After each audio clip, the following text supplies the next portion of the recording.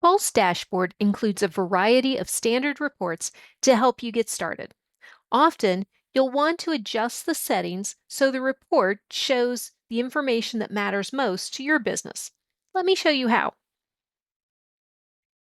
To review a report's settings, hover over the title bar and click on the red wrench. For this report, you can choose between summary and detail. You can also change the aging buckets, either manually or by clicking Retrieve Settings from Macola.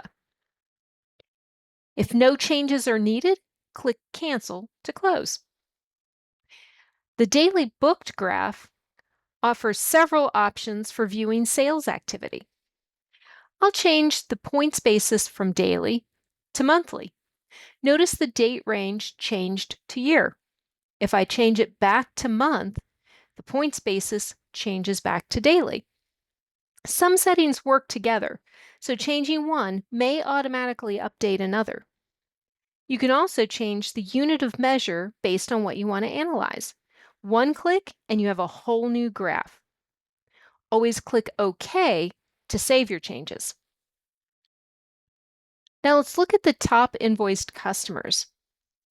Here, I can choose how many customers I want to include in the ranking, and I can also group the results by customer number, account manager, several other options.